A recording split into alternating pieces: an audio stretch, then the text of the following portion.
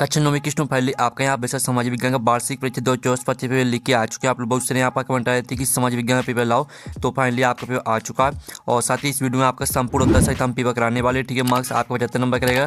Total question आपके 23 रहेंगे। Time आपका 3 घंटे रहने वाला है। ठीक है, हिंदी इंग्लिश वजन दोनों में रहेगा आपका पेपर। और साथ ही इस वीडियो को आपको अपने दोस्तों तक भी शेयर कर देना। ठीक है, तो इस वीडियो को आप अपने दोस्तों तक भी शेयर कर दीजिए। तो चलिए स्टूडेंट, जो आपके यहाँ पर सामाजिक विज्ञान का पेपर वो हम यहाँ पर देख लेते हैं। ठीक है, तो आप यहाँ पर देख लीजिए। चलिए, तो आपके यहाँ पर आते हैं सही विकल्प। ठीक है, आपके यहाँ पर सही विकल्प आते हैं जो कि आपके 6 नंबर के रहने वाले। तो आपको यहाँ पर ध्यान से देखना। ठीक है, संपूर्ण उत्तर सहित हम कराने वाले। और साथ ही आप यहाँ पर देख लीजिए, आपका जो पहला यहाँ पर सही विकल्प दिया गया है वो आपका यहाँ पर दिया गया है। ठीक है, भारत का क्षेत्रफल विश्व के कुल क्षेत्रफल का कितना प्रतिशत है? तो आपका था 2.4% और बा था 7% और सात आपका 13% और दा था 7.5%। तो भारत का क्षेत्रफल विश्व के कुल क्षेत्रफल कितना प्रतिशत है? तो इसका राइट आंसर आपका आ हो जाएगा 2.4%। मैं आपका यहाँ पर दूसरा था, भारत में पृथ्वी की सतह का सबसे प्राचीन भाग कौन सा है? तो आपका था उत्तरी मैदान, बा था प्रायद्वीपीय पठार और सात हिमालय क्षेत्र और दा था द्वीप समूह। तो भारत में पृथ्वी की सतह का सबसे प्राचीन भाग कौन सा है? तो इसका राइट आंसर आपका बा हो जाएगा प्रायद्वीपीय पठार। फिर आपका यहाँ पर तीसरा आता है ठीक है, द स्पेलिस्ट ऑफ लॉज की रचना की। तो आपका था रूसो आता, बा आपका आता हाफ्स और साथ आपका लॉक और दाता ठीक है मोस्ट स्क्यू। तो जो आपका यहाँ पर दिया गया द स्पेलिस्ट ऑफ लॉज की रचना की, तो इसका राइट आंसर आपका यहाँ पर द हो जाएगा। ठीक है, मोस्ट स्क्यू। फिर आपका यहाँ पर चौथा आता है, एक जन एक साम्राज्य एक नेता का नारा किसने दिया था? तो आपका था हिटलर ने और बा था आपका विलियम कैंसर और साथ आपका मुसोलिनी ने और दा था लेनिन ने। ठीक है, तो जो आपके यहाँ पर दिया एक जन एक समाज एक नेता का नारा किसने दिया था? तो चौथे का आपका करेक्ट आंसर हो जाएगा हिटलर ने। ठीक है, फिर आपका यहाँ पर पाँचवा आता है, तो पाँचवा दिल्ली विश्व के अधिकतर देशों में कौन सी शासन व्यवस्था कायम है? तो विश्व का ठीक है, विश्व के अधिकतर देशों में कौन सी शासन व्यवस्था कायम है आपको ये बतानी है। तो पाँचवें का आपका राइट आंसर आ हो जाएगा राजतंत्र। फिर आपका छठवां आता है, एक विशेष अवधि में प्रति 1000 व्यक्तियों के पीछे मरने वालों की संख्या क्या कही जाती है? तो यहाँ पर एक विशेष अवधि में प्रति 1000 व्यक्तियों के पीछे मरने वालों की संख्या कही जाती है क्या? इसका राइट आंसर आपका यहाँ पर आ हो जाएगा। ठीक है, शिशु मृत्यु दर। तो इस तरह से जो आपके सही विकल्प है वो आपके यहाँ पर कंप्लीट हो जाते हैं।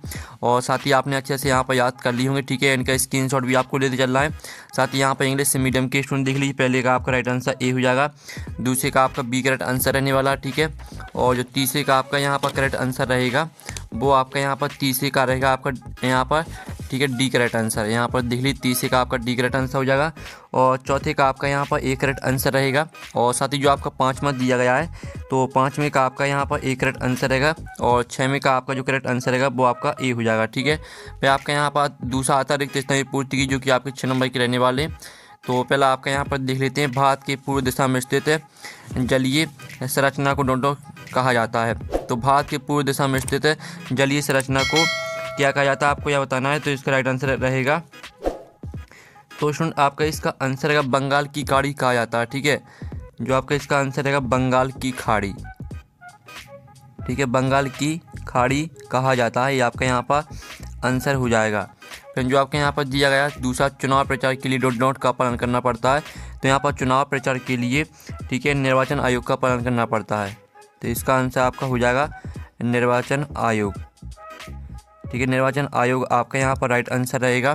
फिर आपका जो तीसरा आता द सोशल कॉन्ट्रैक्ट की रचना डॉट डॉट की थी।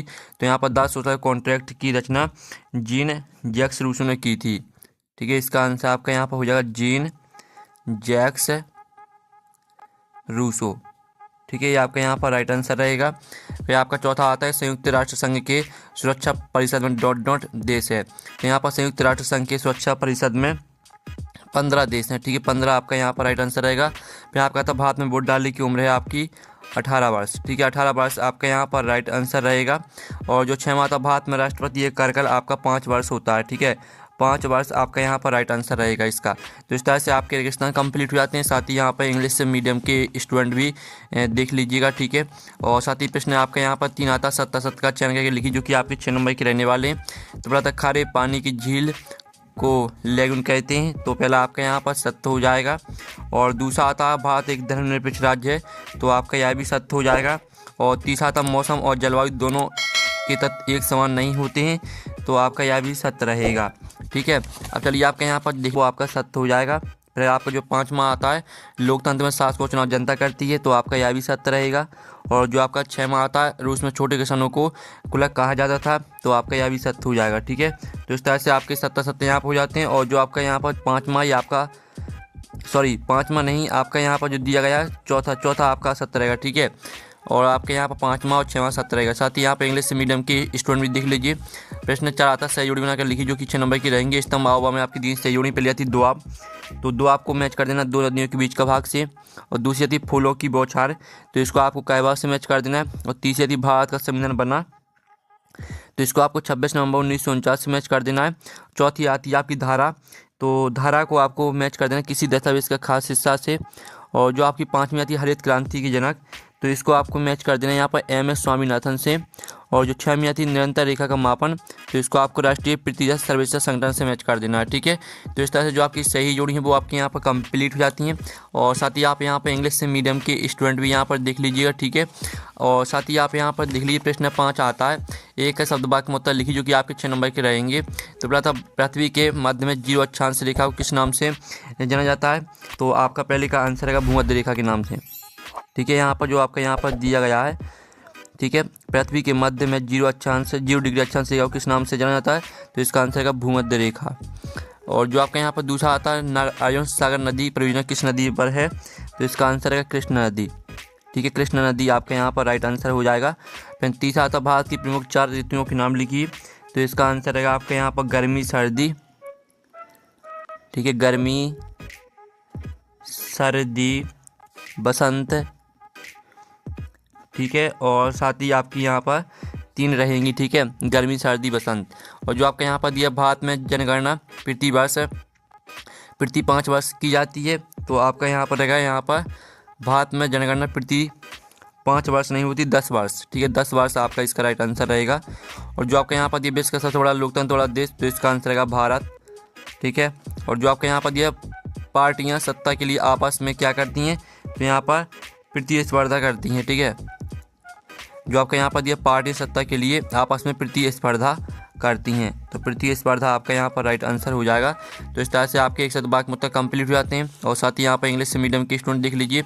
आप प्रश्न 6 आता भारत के केंद्र शासित प्रदेशों के नाम लिखिए, तो स्टूडेंट आप यहाँ पर दिल्ली भारत के केंद्र शासित प्रदेशों के नाम ये है आपके अंडमान निकोबार द्वीप समूह, चंडीगढ़, दादरा और नगर हवेली और दमन दीव। ठीक है, जम्मू कश्मीर, लद्दाख, लक्षद्वीप, राष्ट्रीय राजधानी क्षेत्र दिल्ली और पांडुचेरी। ठीक है, आपका 6वें क्वेश्चन का आंसर रहेगा।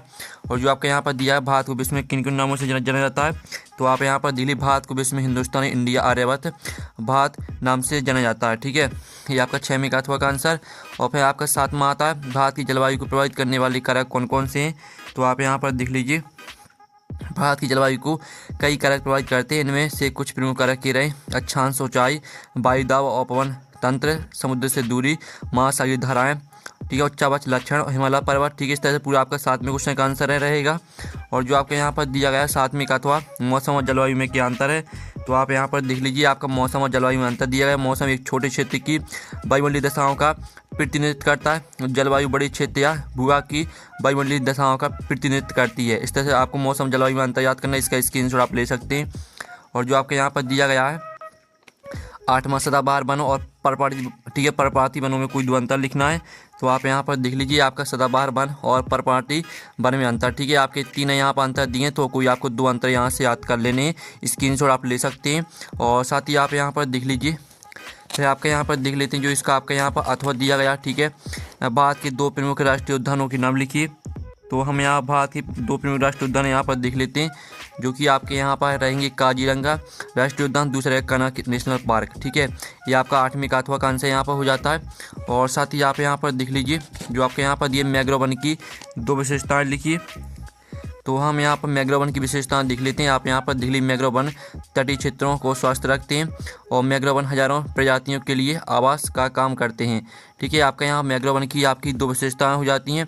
और साथ ही आप यहाँ पर देख लीजिए इसका आपका अथवा आता है सदाबहार वन और पर्णपाती वनों में अंतर लिखिए कोई 2। ठीक है, तो चलिए हम यहाँ पर देख लेते हैं आपका इसका आंसर 9वें के अथवा का आंसर। ठीक है, तो आप यहाँ पर देख लीजिए आपका सदाबहार वन और पर्णपाती वन में अंतर दिए हैं। ठीक है, तो इसका भी आप स्क्रीनशॉट ले सकते हैं।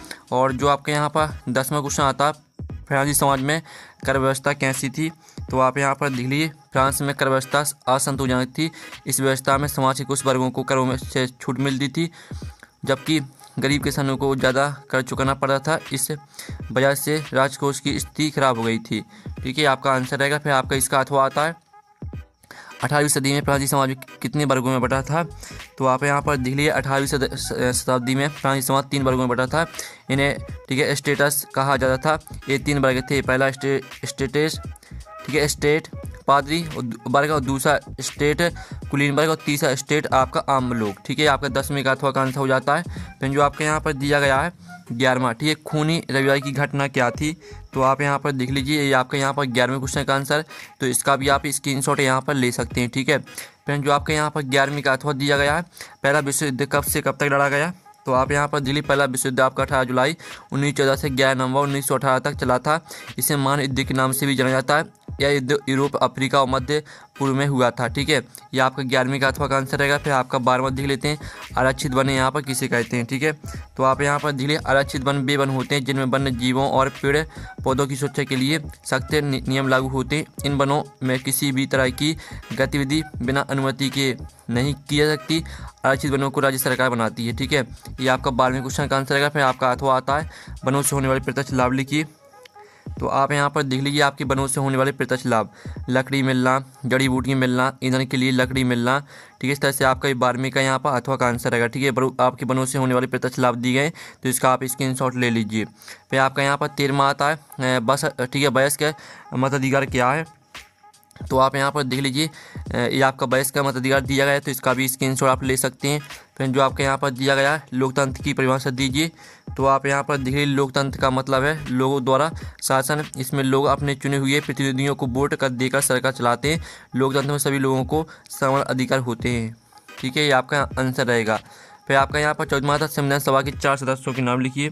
तो आप यहाँ पर देख लीजिए, आपकी संविधान सभा के 4 सदस्यों के नाम doctor Bhimrao Ambedkar, doctor AKM, ठीक है, और मुंशी सैयद मोहम्मद सादुल्लाह और N माधव राव। ठीक है, ये आपका 14वें क्वेश्चन का आंसर रहेगा। फिर आपका अथवा आता है संसदीय शासन प्रणाली क्या है।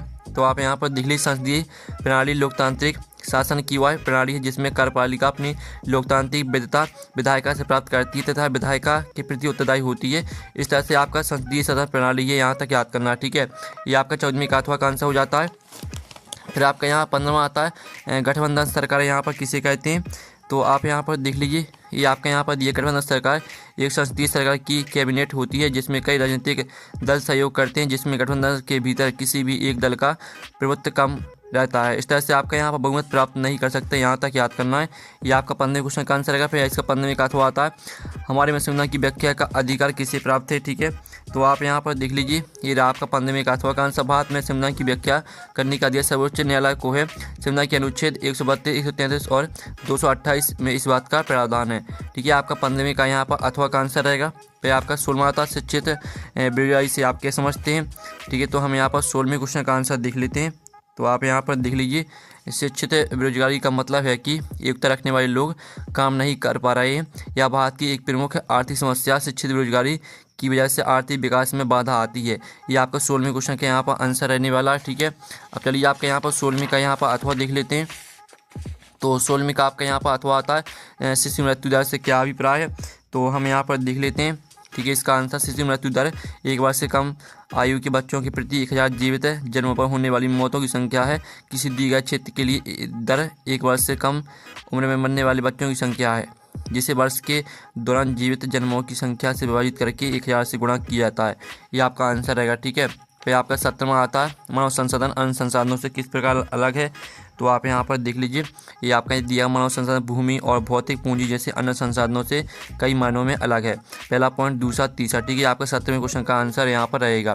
फिर 17वें का अथवा दिया गया मानव पूंजी निर्माण में स्वास्थ्य की भूमिका क्या है। तो आप यहाँ पर देख लीजिए, ये मानव पूंजी निर्माण में स्वास्थ्य की अहम भूमिका होती है। स्वास्थ्य व्यक्ति ज़्यादा उत्पादक होता है और बेहतर काम कर पाता है, इससे आर्थिक विकास को बढ़ावा मिलता है। ये आपका 17वें का अथवा का आंसर हो जाता है। फिर आपका 18वां आता है ठीक है। 18वां देख लीजिए, कर्क रेखा का भारत की जलवायु में महत्व है, कोई दो महत्व लिखिए। तो यहाँ पर कर्क रेखा भारत की जलवायु में बहुत अहम भूमिका निभाती है। इसके दो प्रमुख महत्व हैं, पहला महत्व और दूसरा। ठीक है, तो दोनों महत्व को आपको याद करना है, आपका 18वें क्वेश्चन का आंसर हो जाता है। फिर 18वें का अथवा दिया गया है, भारत को उपमहाद्वीपीय संज्ञा क्यों दी जाती है, 3 बिंदुओं से स्पष्ट कीजिए।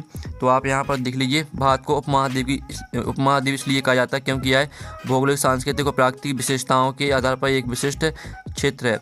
ठीक है, भारत को उपमहाद्वीप की संज्ञा देने के 3 प्रमुख कारण ये रहे, आपका 18वें का अथवा का आंसर रहेगा। फिर आपका यहाँ पर आता रबी और खरीफ फसल में अंतर बताइए। तो आपको यहाँ पर रबी और खरीफ फसल में अंतर बताना है, तो ये आपका रबी और खरीफ फसल में अंतर रहेगा। तो आप तीनों के यहाँ पर स्क्रीनशॉट ले लीजिए, यानी स्क्रीनशॉट ले लीजिए, तीनों पॉइंटों को आपको याद कर लेना है। ये आपको 19वें क्वेश्चन का आंसर हो जाता है।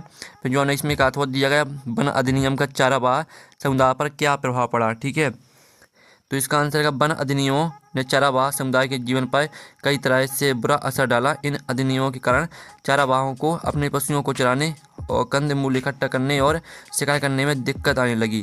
ये आपको 19वें का अथवा का आंसर रहेगा। ठीक है, अब चलिए आपके यहाँ पर देख लेते हैं 20वां क्वेश्चन। तो 20वां आता लोकसभा की शक्तियों का वर्णन कीजिए। तो हम यहाँ पर लोकसभा की शक्तियों का वर्णन देख लेते हैं। ठीक है, तो आप यहाँ पर देख लीजिए, आपकी लोकसभा की शक्तियाँ दी गई। ठीक है, पहली शक्ति, आपकी दूसरी शक्ति, तीसरी, तो तीनों शक्तियों को आपको याद कर लेना है, स्क्रीनशॉट आप ले लीजिए। फिर जो आपके यहाँ पर दिया गया है, अथवा राष्ट्रपति की कौन सी शक्तियाँ होती है समझाइए। तो चलिए हम यहाँ पर राष्ट्रपति की शक्तियाँ देख लेते हैं। तो ये रही आपकी राष्ट्रपति की शक्तियाँ। ठीक है, आपका 20वें का अथवा इसका आंसर है, ये आपकी राष्ट्रपति की शक्तियाँ दी गई हैं। ठीक है, तो स्क्रीनशॉट आप ले लीजिए।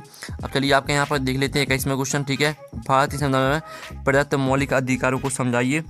ठीक है, तो इसका जो आंसर रहेगा वो आप यहाँ पर देख लीजिए, भारतीय संविधान में नागरिकों को 6 प्रमुख मौलिक अधिकार प्रदान किए गए हैं। ठीक है, आपका 21वें क्वेश्चन का यहाँ पर आंसर रहेगा।